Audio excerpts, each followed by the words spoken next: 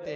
इस मुशायरे को बहुत सजाया, बहुत समारा आली जनाब खुर्शीद अंबर साहब ने आगाज में। अब मैं उनसे गुजारिश कर रहा हूं कि वो यहाँ तशरीफ लाएं और अपने हिस्से की मोहब्बतें अपने दामन में समेट कर ले जाए।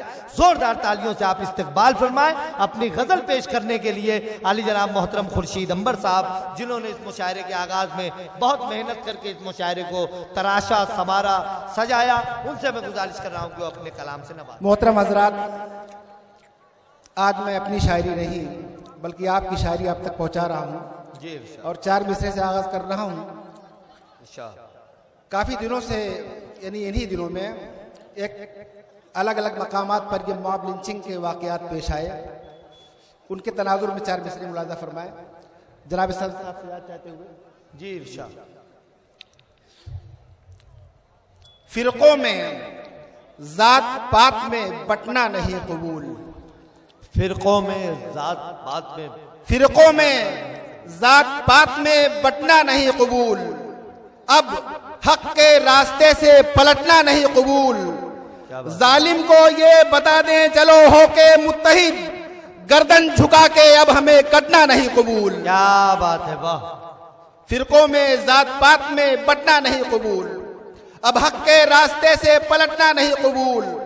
जालिम को ये बता दें चलो होके मुत्तहिद, गर्दन झुका के अब हमें कटना नहीं कबूल। और एक मतला और 2-3 शेर मुलाजा फरमाए कि दबा के पांव बुजुर्गों की जो दुआ लेगा, दबा के पांव बुजुर्गों की। तमाम हजरात यहाँ पर बैठे हुए हैं, सरों पर टोपियां हैं माशाल्लाह, और ये शायरी ही सुनने के लिए आए हैं। मैं चाहता हूं कि शेर अगर उन तक पहुंचना हो तो कुछ न कुछ हौसला अफजाई करें। ये बच्चों की शायरी नहीं है लेकिन आप लोगों की है, तो कम से कम आप लोगों की तरफ से इशारा होना चाहिए कि दबा के पांव बुजुर्गों की जो दुआ लेगा वो अपने घर को ही जन्नत नुमा बना लेगा, वो अपने घर को ही जन्नत नुमा बना लेगा।